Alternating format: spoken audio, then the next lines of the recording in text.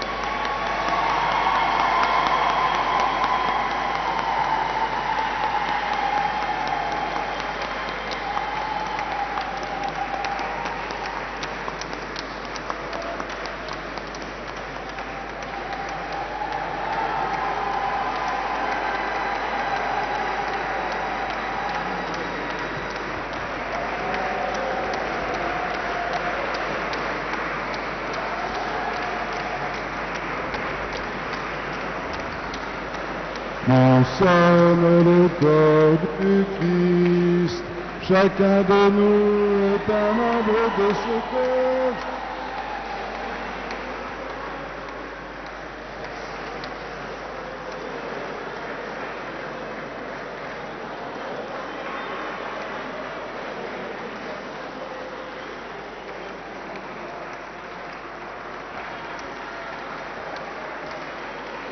Nous sommes le corps du Christ, chacun de nous est un membre de ce corps. Chacun reçoit de l'Esprit pour le bien du corps entier. Chacun reçoit la grâce de l'Esprit pour le bien du corps entier.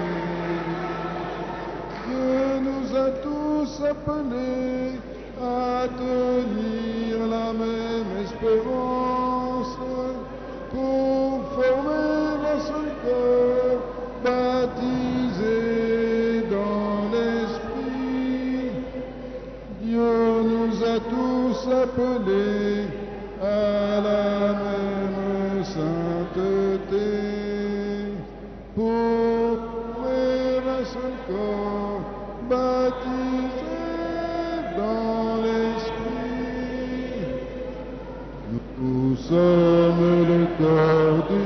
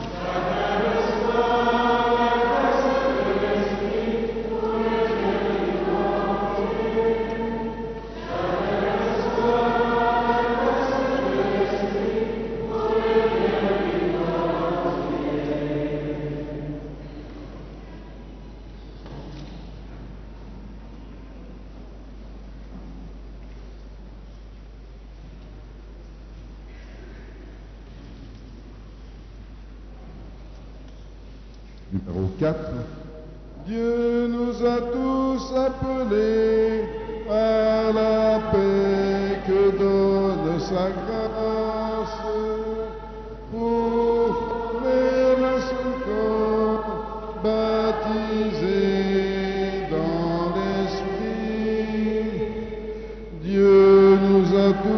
appelés sous la croix de Jésus pour former un seul corps baptisé dans l'Esprit. Nous sommes le corps du Christ, chacun de nous est un membre de ce corps, chacun reçoit la grâce de l'Esprit pour le bien du corps entier. Chacun reçoit la grâce de l'Esprit pour le bien du corps entier. Dieu nous a tous appelés au salut par la connaissance, pour former un seul corps baptisé dans l'Esprit. Dieu nous a tous appelés au salut par l'Esprit Saint, pour former un seul corps baptisé dans l'Esprit. Nous sommes le corps du Christ, chacun de nous est un membre de ce corps, chacun reçoit la grâce de l'Esprit pour le bien du corps entier. Chacun reçoit la grâce de l'Esprit pour le bien du corps entier. C'est maintenant le Père Germain Goussat, curé de Casablanca, qui va prendre la parole au nom des prêtres du diocèse de Rabat.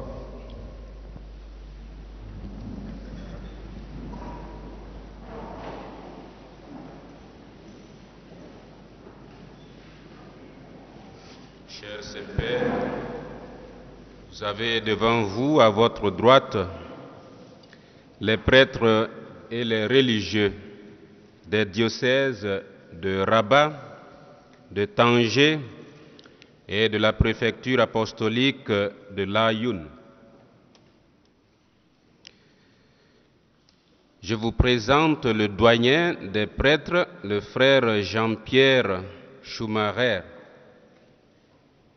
qui aura l'occasion de vous saluer tout à l'heure au nom de tous les prêtres et des religieux.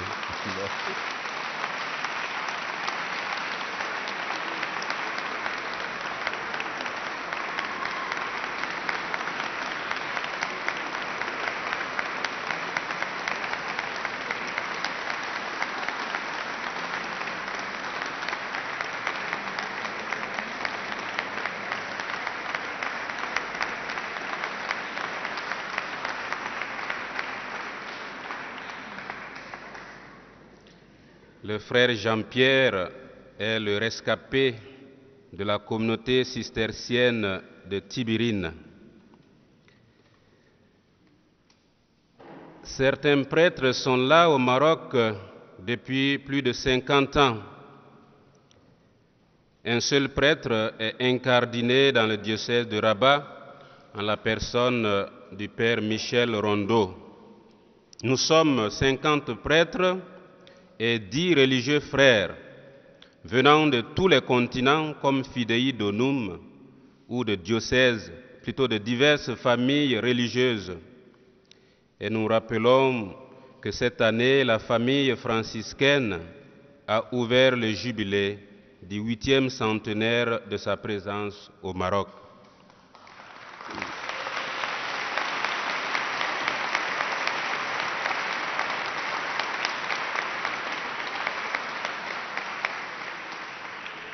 Nous sommes bien accueillis sur cette terre bénie du royaume du Maroc. Avec nos 2 évêques, nous unissons chaque jour notre action de grâce à celle de toute l'Église en célébrant l'Eucharistie et les autres sacrements pour les chrétiens du Maroc. Nous assurons les divers aspects du service pastoral et vivons le dialogue de vie sous toutes ses formes, dans l'estime mutuelle avec le peuple marocain qui nous accueille avec joie. Nous partageons ainsi le don du sacerdoce ministériel du Christ dans la construction de l'Église au Maroc. Une Église qui prie, une Église qui célèbre, une Église qui grandit dans la foi et qui se forme au centre de formation diocésain et à l'Institut Al-Mouafaka. Une Église aussi qui rayonne et qui vit la charité par l'accueil et la caritas. La pastorale sociale est l'une des premières figures de l'Église au Maroc. Accueil des migrants à qui vous avez parlé hier, visite des prisonniers dont vous avez reçu une lettre et qui m'ont chargé de vous saluer, enseignement et formation des écoles maternelles, primaires et secondaires. Nous sommes un petit nombre de pasteurs dans cette périphérie, comme vous le dites, pour témoigner du Christ en parole, mais surtout en acte, pour les chrétiens, les musulmans et toutes les personnes que nous rencontrons. Nous sommes aussi une église œcuménique et c'est pour cela que des représentants de l'église évangélique au Maroc, de l'église anglicane et de l'église orthodoxe sont aujourd'hui ici avec nous, devant vous.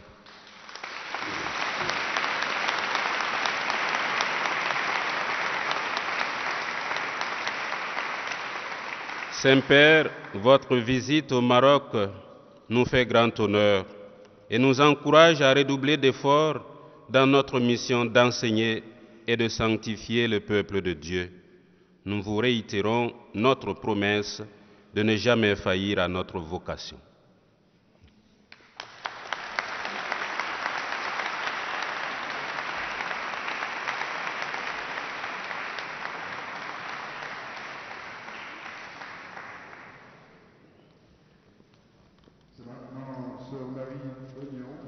Irlandaise, supérieure provinciale des Sœurs franciscaines missionnaires de Marie pour la Tunisie, l'Algérie et le Maroc, qui prend la parole.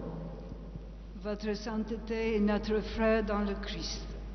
Quelle joie, quelle grâce de vous accueillir parmi nous, les consacrés venant des 4 coins du monde et envoyés au Maroc par nos églises locales pour témoigner de l'amour de Dieu. Résidant au Maroc, les congrégations religieuses assurent une présence permanente dans l'Église où les communautés chrétiennes sont en perpétuel mouvement. Nous sommes au service de cette Église par les divers engagements apostoliques. Religieuses et membres des instituts séculiers, nous sommes environ 175, appartenant à 20 congrégations, dont 2 monastères et 2 instituts séculiers.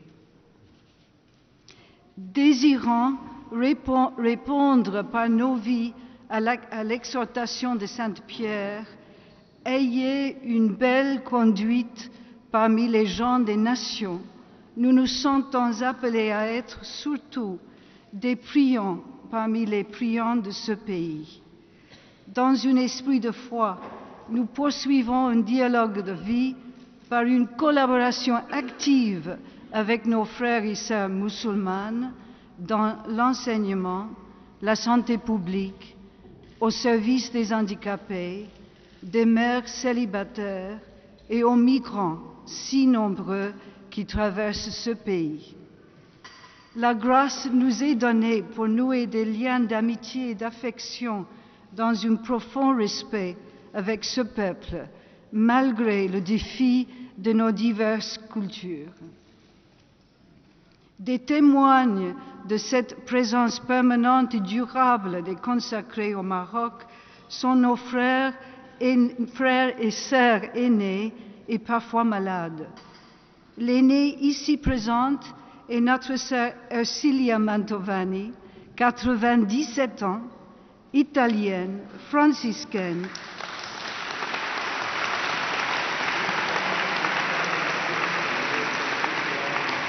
qui viennent qui viennent...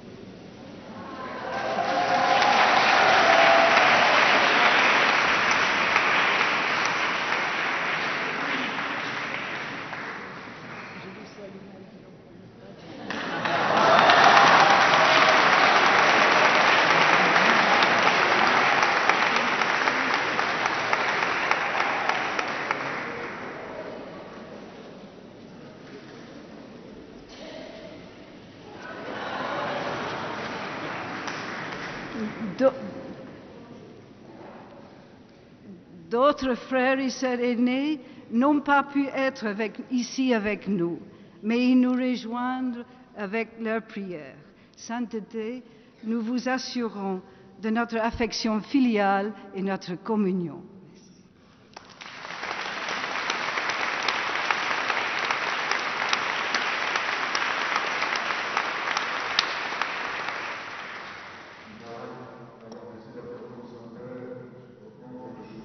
Le refrain et puis le 6e couplet.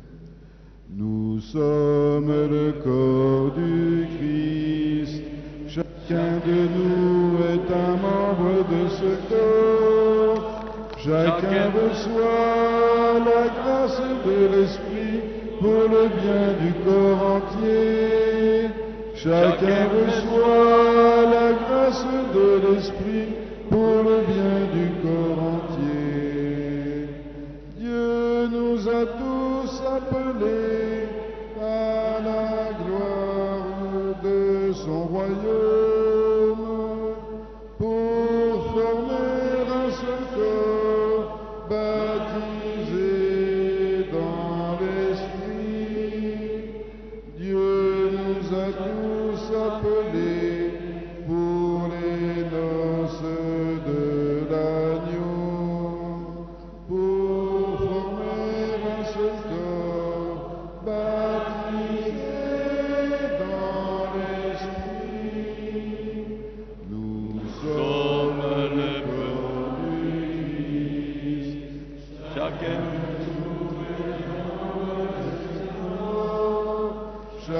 reçoit la grâce de l'Esprit pour le bien du corps entier. Chacun reçoit la grâce de l'Esprit pour le bien du corps entier.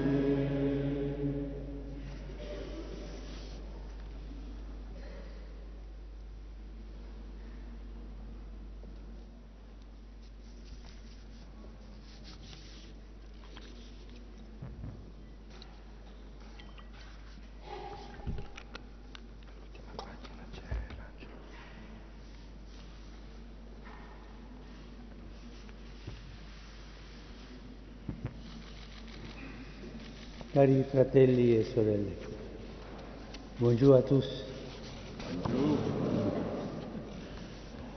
Sono molto felice di potervi incontrare. Ringrazio specialmente Padre Germain e suo marito per le loro testimonianze. Desidero anche salutare i membri del Consiglio Ecumenico delle Chiese, che mostra visibilmente la comunione vissuta qui in Marocco tra cristiani di diverse confessioni sulla via dell'unità. I cristiani sono un piccolo numero in questo paese, ma questa realtà non è ai miei occhi un problema, anche se riconosco che a volte può diventare difficile da vivere per alcuni. La vostra situazione mi ricorda la domanda di Gesù: a che cosa è simile il regno di Dio e a che cosa lo posso paragonare? È simile al lievito che una donna prese e mescolò in 3 misure di farina finché non fu tutta lievitata. Parafrasando le parole del Signore, potremmo chiederci A che cosa è simile un cristiano in queste terre? A che cosa lo posso paragonare? È simile a un po' di lievito che la Madre Chiesa vuole mescolare con una grande quantità di farina, fino a che tutta la massa fermenti. Infatti Gesù non ci ha scelti e mandati perché diventassimo i più numerosi, ci ha chiamati per una missione, ci ha messo nella società come quella piccola quantità di lievito, il lievito delle beatitudini e dell'amore fraterno, nel quale, come cristiani, ci possiamo tutti ritrovare per rendere presente il suo regno. E qui mi viene in mente il consiglio che San Francesco ha dato ai suoi frati quando li inviò: andate e predicate il Vangelo, e se fosse necessario anche con le parole. Chers frères et sœurs, je suis très heureux de pouvoir vous rencontrer. Je remercie spécialement le Père Germain et Sœur Marie pour leur témoignage. Je tiens aussi à saluer les membres du Conseil œcuménique des Églises qui manifestent visiblement la communion vécue ici au Maroc entre les chrétiens de différentes confessions sur le chemin de l'unité. Les chrétiens sont un petit nombre dans ce pays, mais cette réalité n'est pas à mes yeux un problème, même si elle peut parfois s'avérer difficile à vivre pour certains.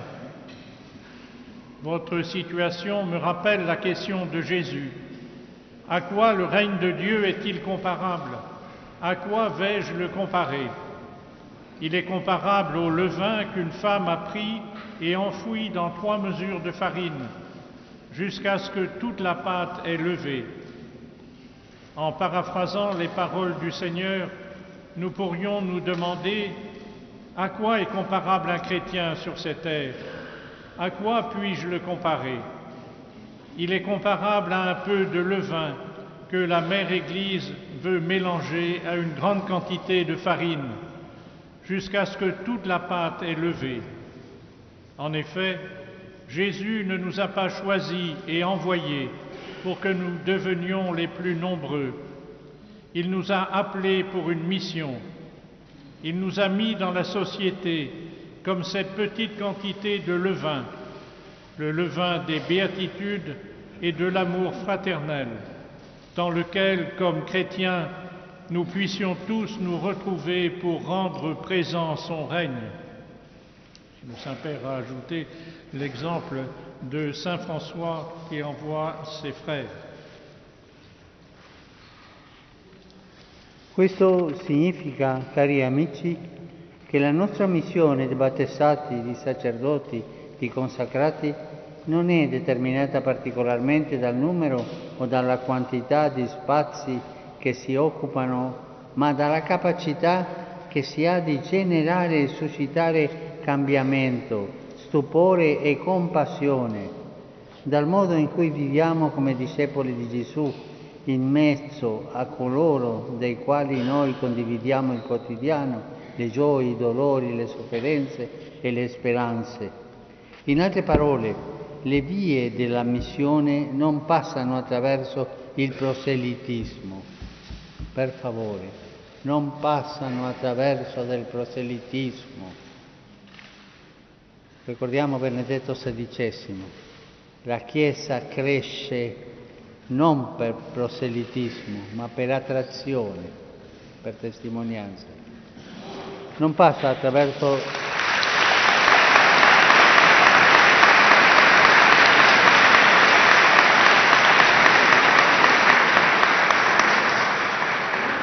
non passano attraverso il proselitismo che porta sempre a un vicolo cieco, ma attraverso il nostro modo di essere con Gesù e con gli altri. Quindi il problema non è essere poco numerosi, ma essere insignificanti, diventare un sale che non ha più il sapore del Vangelo. Questo è il problema, o una luce che illumina più niente.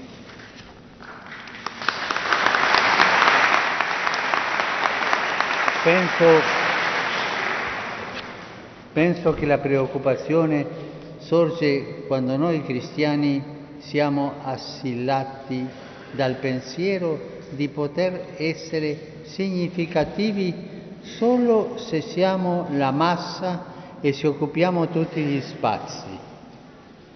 Voi sapete bene che la vita si gioca con la capacità che abbiamo di levitare lì dove ci troviamo e con chi ci troviamo, anche se questo può non portare apparentemente benefici tangibili o immediati, perché essere cristiani non è aderire a una dottrina, né a un tempio, né a un gruppo etnico. Essere cristiano è un incontro con Gesù Cristo. Siamo cristiani perché siamo stati amati e incontrati e non frutti di proselitismo. Essere cristiani è sapersi perdonati, sapersi inviati ad agire nello stesso modo in cui Dio ha agito con noi, dato che da questo tutti sapranno che siete i miei discepoli, se avete amore gli uni per gli altri. Cela signifie, chers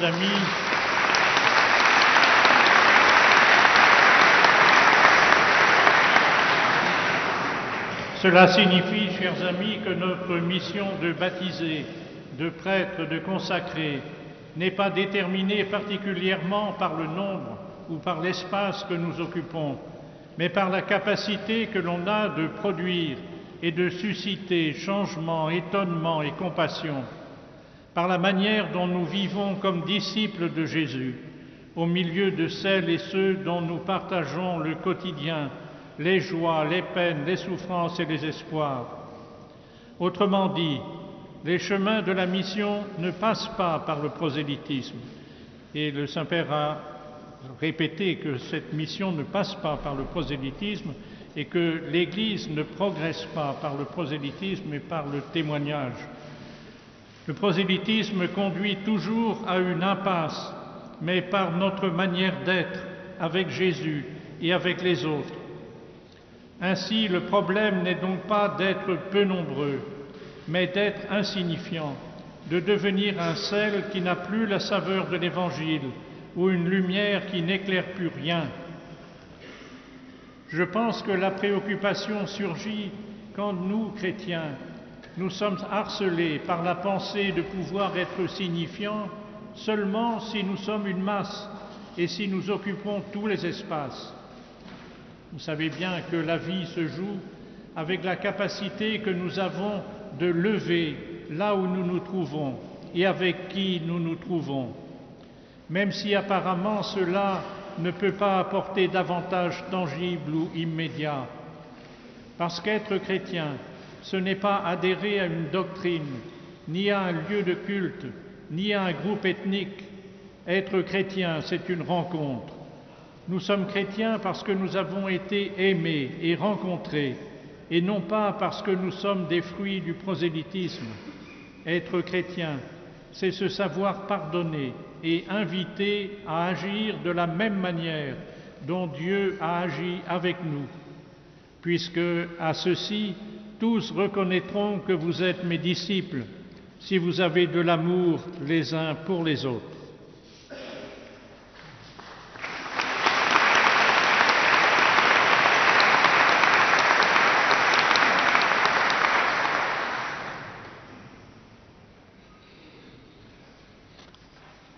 Consapevoli del contesto in cui siete chiamati a vivere la vostra vocazione battesimale, il vostro ministero, la vostra consacrazione, cari fratelli e sorelle, mi viene in mente quella parola di Papa San Paolo VI nell'enciclica Ecclesiam Suam. Così dice: la Chiesa deve venire al dialogo col mondo in cui si trova a vivere. La Chiesa si fa parola, la Chiesa si fa messaggio, la Chiesa si fa colloquio.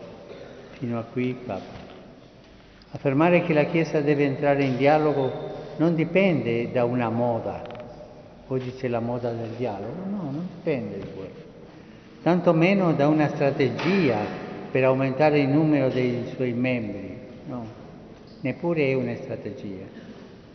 Se la Chiesa deve entrare in dialogo è per fedeltà al suo Signore e Maestro che, fin dall'inizio, mosso dall'amore, ha voluto entrare in dialogo come amico e invitarci a partecipare della sua amicizia. Così, come discepoli di Gesù Cristo, siamo chiamati, fin dal giorno del nostro battesimo, a far parte di questo dialogo di salvezza e di amicizia di cui siamo i primi beneficiari.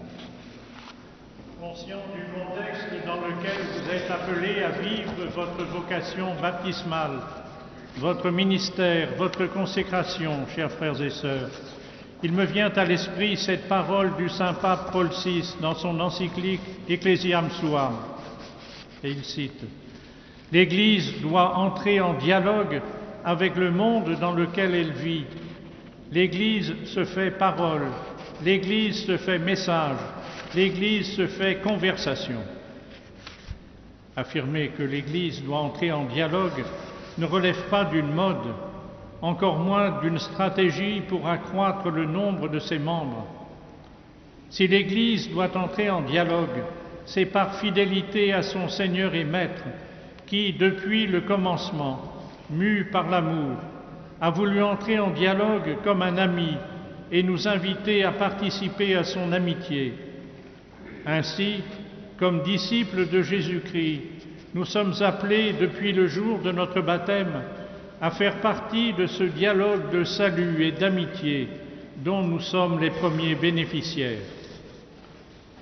Il cristiano in queste terre impara ad essere sacramento vivo del dialogo che Dio vuole intavolare con ciascun uomo e donna, in qualunque condizione viva. Un dialogo che, pertanto, siamo invitati a realizzare alla maniera di Gesù, mite e umile di cuore, con un amore fervente e disinteressato, senza calcoli e senza limiti, nel rispetto della libertà delle persone. In questo spirito troviamo dei fratelli maggiori che ci mostrano la via, perché con la loro vita hanno testimoniato che questo è possibile, una misura alta che ci sfida e ci stimola. Come non evocare la figura di San Francesco di Assisi, che in piena crociata andò a incontrare il sultano al-Malik al-Kamil? E come non menzionare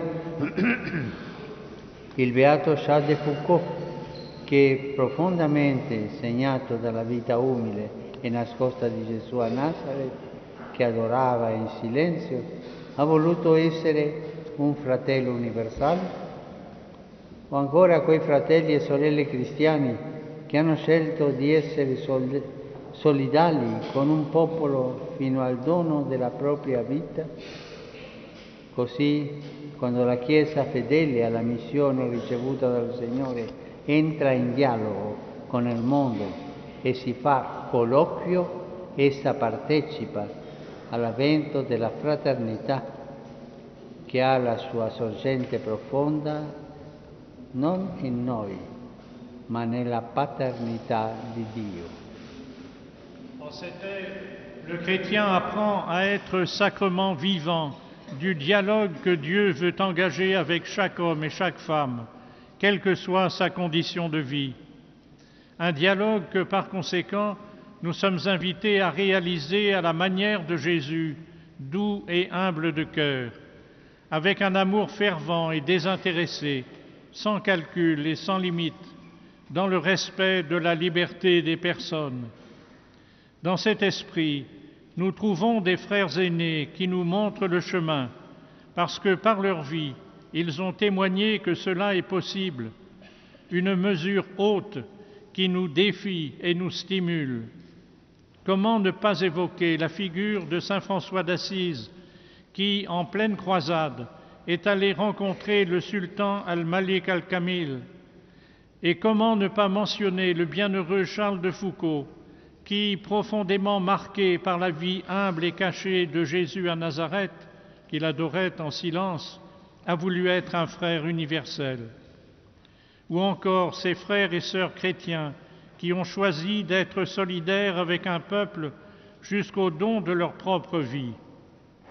Ainsi, quand l'Église, fidèle à la mission reçue du Seigneur, entre en dialogue avec le monde et se fait conversation, elle participe à l'avènement de la fraternité qui a sa source profonde, non pas en nous, mais dans la paternité de Dieu. Tale dialogo di salvezza, come consacrati, siamo invitati a viverlo anzitutto come intercessione per il popolo che ci è stato affidato.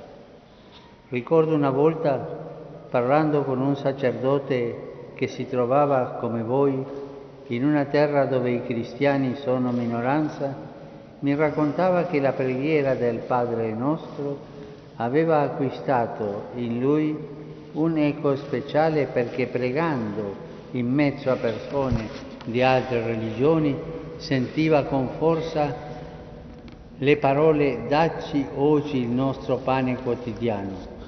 La preghiera di intercessione del missionario anche per quel popolo che in una certa misura gli era stato affidato non da amministrare ma da amare, lo portava a pregare questa preghiera con un tono e un gusto speciale.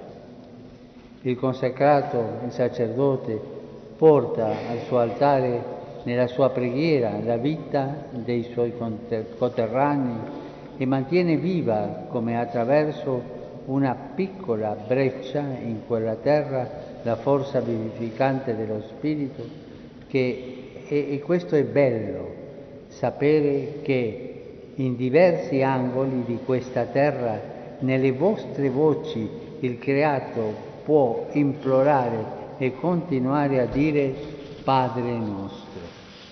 Ce dialogue de salut comme consacré, nous sommes invités à le vivre avant tout comme une intercession pour le peuple qui nous a été confié. Je me souviens d'une fois, parlant avec un prêtre qui se trouvait comme vous sur une terre où les chrétiens sont une minorité, il me racontait que la prière du Notre Père avait acquis en lui un écho spécial, parce que, en priant au milieu de personnes d'autres religions, il ressentait avec force les paroles « Donne-nous aujourd'hui notre pain de ce jour ». La prière d'intercession du missionnaire pour ce peuple, qui d'une certaine manière lui avait été confiée, non pas pour l'administrer, mais pour l'aimer, le conduisait à prier cette prière avec un ton et un goût spécial. Le consacré, le prêtre porte à son autel, dans sa prière, la vie de ses compatriotes et maintient vivante, comme à travers une petite brèche dans cette terre, la force vivifiante de l'Esprit. Comme il est beau de savoir qu'en divers lieux de cette terre, dans vos voix, la création peut implorer et continuer à dire « Notre Père ». È un dialogo che pertanto diventa preghiera e che possiamo realizzare concretamente tutti i giorni in nome della fratellanza umana che abbraccia tutti gli uomini, li unisce e li rende uguali in nome di questa fratellanza lacerata dalle politiche di integralismo e divisione e dai sistemi di guadagno smodato e dalle tendenze ideologiche odiose che manipolano le azioni e i destini degli uomini. Una preghiera che non distingue, non separa e non emargina, ma che si fa eco nella vita del prossimo. Preghiera di intercessione che è capace di dire al Padre: venga il tuo regno, non con la violenza, non con l'odio, né con la supremazia etnica, religiosa, economica, così via, ma con la forza della compassione, con la forza della compassione riversata sulla croce per tutti gli uomini. Questa è l'esperienza vissuta dalla maggior parte di voi. Ringrazio Dio per quello che avete fatto come discepoli di Gesù Cristo qui in Marocco, trovando ogni giorno nel dialogo, nella collaborazione e nell'amicizia gli strumenti per seminare futuro e speranza. Così smascherate e riuscite a mettere in evidenza tutti i tentativi di usare le differenze e l'ignoranza per seminare paura, odio, conflitto, perché sappiamo che la paura e l'odio alimentati e manipolati destabilizzano e lasciano spiritualmente indefese le nostre comunità.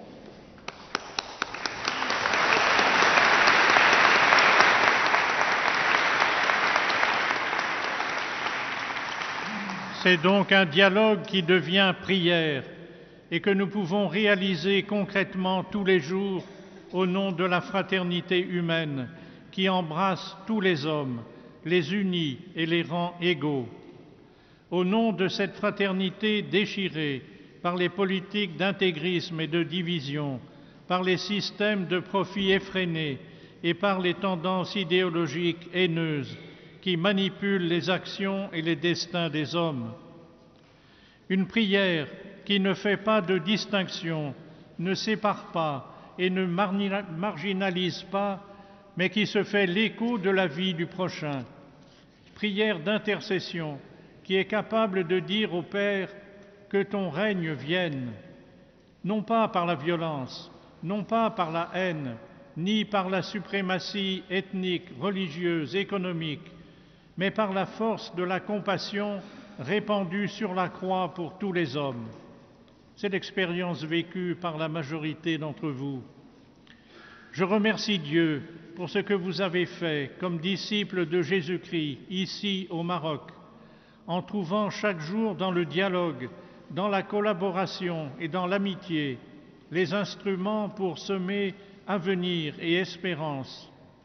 Ainsi vous démasquez et réussissez à mettre en évidence toutes les tentatives d'utiliser les différences et l'ignorance pour semer la peur, la haine et le conflit. Parce que nous savons que la peur et la haine, nourries et manipulées, déstabilisent et laissent spirituellement sans défense nos communautés. L'incoraggio senz'altro desiderio di rendere visibile la presenza e l'amore di Cristo che si è fatto povero per noi arricchirci con la sua povertà. Continuate così, prossimi di coloro che sono spesso lasciati indietro, dei piccoli e dei poveri, dei prigionieri e dei migranti. Che la vostra carità si faccia sempre attiva e sia così una via di comunione tra i cristiani di tutte le confessioni presenti in Marocco, l'ecumenismo della carità, che possa essere anche una via di dialogo e di cooperazione con i nostri fratelli e sorelle musulmani e con tutte le persone di buona volontà. E la carità, specialmente verso i più deboli, la migliore opportunità che abbiamo per continuare a lavorare in favore di una cultura dell'incontro, che essa infine sia quella via che permette alle persone ferite, provate, escluse di riconoscersi membri di un'unica famiglia umana nel segno della fraternità. Come discepoli di Gesù Cristo, in questo stesso spirito di dialogo e di compassione, abbiate sempre a cuore di dare il vostro contributo al servizio della giustizia e della pace, dell'educazione dei bambini e dei giovani, della protezione e dell'accompagnamento degli anziani, dei deboli, dei disabili e degli oppressi. Je vous encourage sans autre désir que de rendre visible la présence et l'amour du Christ qui s'est fait pauvre pour nous enrichir de sa pauvreté. Continuez à vous faire proche de ceux qui sont souvent laissés de côté, des petits et des pauvres, des prisonniers et des migrants. Que votre charité se fasse toujours active et soit ainsi un chemin de communion entre les chrétiens de toutes les confessions présentes au Maroc, l'œcuménisme de la charité. Qu'elle puisse être aussi un chemin de dialogue et de coopération avec nos frères et sœurs musulmans et avec toutes les personnes de bonne volonté. La charité, spécialement envers les plus faibles, est la meilleure opportunité que nous avons pour continuer à travailler en faveur d'une culture de la rencontre. Qu'elle soit enfin ce chemin qui permette d'aller sous le signe de la fraternité vers les personnes blessées, éprouvées, empêchées de se reconnaître membres de l'unique famille humaine. Comme disciples de Jésus-Christ, dans ce même esprit de dialogue et de coopération, ayez toujours à cœur d'apporter votre contribution au service de la justice et de la paix, de l'éducation des enfants et des jeunes, de la protection et de l'accompagnement des personnes âgées, des faibles, des handicapés et des opprimés. Ringrazio ancora tutti voi, fratelli e sorelle, per la vostra presenza e per la vostra missione qui in Marocco. Grazie per il vostro servizio umile e discreto, sull'esempio dei nostri anziani nella vita consacrata, tra i quali voglio salutare la decana, Sor Ersilia. Attraverso di te, cara sorella, rivolgo un cordiale saluto alle sorelle e ai fratelli anziani che a motivo del loro stato di salute non possono essere presenti fisicamente, ma sono uniti a noi mediante la preghiera.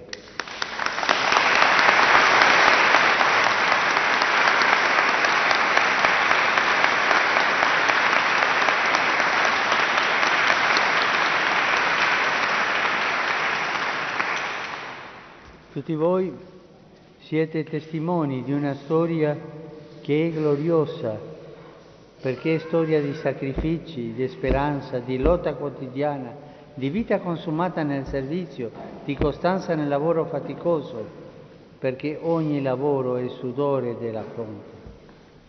Ma permettetemi anche di dire, voi non avete solo una gloriosa storia da ricordare e da raccontare, ma una grande storia da costruire.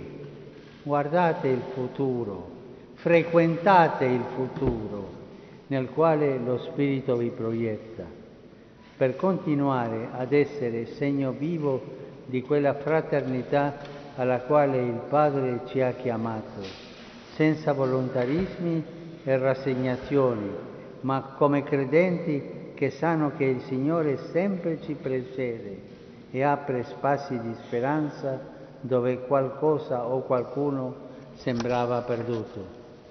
Il Signore benedica ognuno di voi e attraverso di voi i membri di tutte le vostre comunità. Il suo Spirito vi aiuti a portare frutti in abbondanza, frutti di dialogo, di giustizia, di pace, di verità e di amore, affinché qui, in questa terra amata da Dio, cresca la fraternità umana. E per favore non dimenticatevi di pregare per me. Grazie.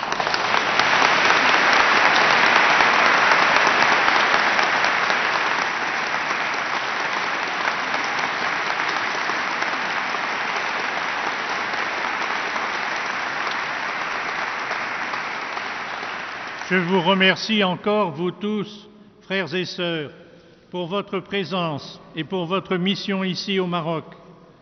Merci pour votre présence humble et discrète, à l'exemple de nos anciens dans la vie consacrée, parmi lesquels je veux saluer la doyenne, sœur Ersilia. À travers toi, chère sœur, j'adresse un salut cordial aux sœurs et aux frères âgés qui, en raison de leur état de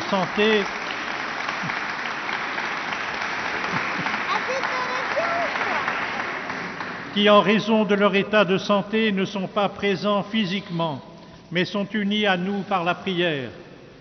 Vous tous, vous êtes des témoins d'une histoire qui est glorieuse, parce qu'elle est une histoire de sacrifice, d'espérance, de lutte quotidienne, de vie consumée dans le service, de constance dans le travail fatigant, parce que tout travail est à la sueur du front. Mais permettez-moi de vous dire aussi, vous n'avez pas seulement à vous rappeler et à vous raconter une histoire glorieuse, mais vous avez à construire une grande histoire. Regardez vers l'avenir où l'Esprit vous envoie pour continuer à être un signe vivant de cette fraternité à laquelle le Père nous a appelés, sans volontarisme ni résignation, mais comme des croyants qui savent que le Seigneur nous précède toujours et ouvre des espaces d'espérance là où quelque chose ou quelqu'un semblait perdu. Que le Seigneur bénisse chacun de vous et à travers vous les membres de toutes vos communautés. Que son esprit vous aide à porter des fruits en abondance, des fruits de dialogue, de justice, de paix, de vérité et d'amour, pour qu'ici, sur cette terre aimée de Dieu, grandisse la fraternité humaine. Et s'il vous plaît, n'oubliez pas de prier pour moi. Merci.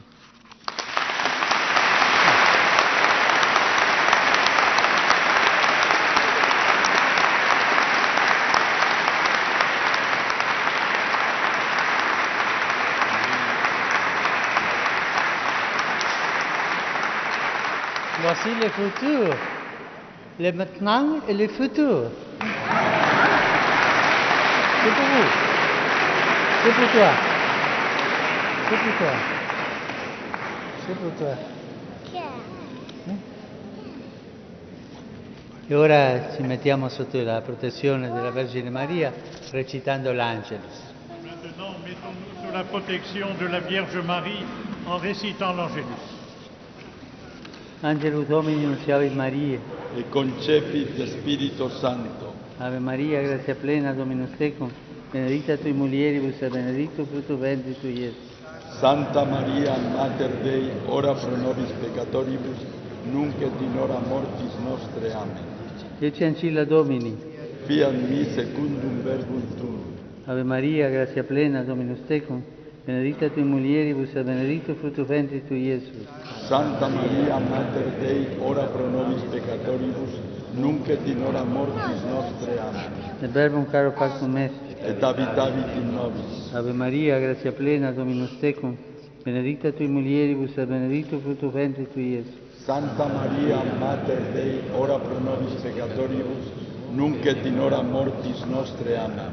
Ora pro nobis, Santa Dei Gentrix. Ut digni diciamur promissionibus Christi. Gratiam Tuam quesumus Domine, mentibus nostris infunde, ut angelo nunziante, Christi Filii Tui, incarnazione coniovimus, per passione meius et crucem, a resurrectione gloriam perducamur. Per Christum Dominum nostrum. Amen. Gloria Patri et Filio et Spiritui Sancto. Sicut erat in principio et nunc et semper et in saecula saeculorum. Amen. Gloria Patri et Filio et Spiritui Sancto. Sicut erat in principio et nunc et semper et in saecula saeculorum. Amen. Gloria Patri et Filio et Spiritui Sancto. Sicut erat in principio et nunc et semper et in saecula saeculorum. Amen. Domino Vobiscum. Et cum spiritu tuo. Sit nomen Domini benedictum. Ex hoc nunc et usque in seculum. Aiutorium nostrum in nomine Domini. Qui feci celum et terra. Benedicat vos omnipotens Deus, Pater et Filius et Spiritus Sanctus. Amen. Merci beaucoup. Viva!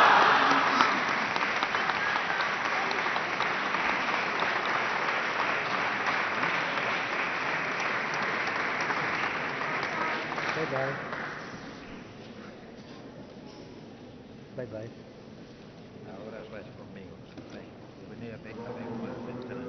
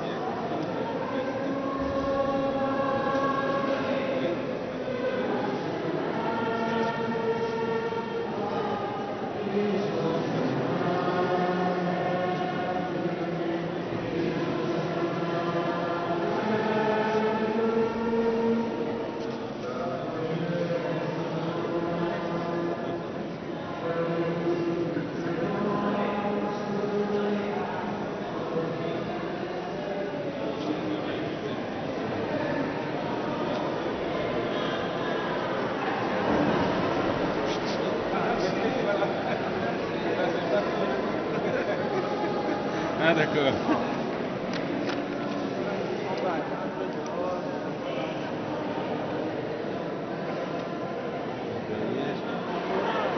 Ah ouais. Voilà, non, ça va.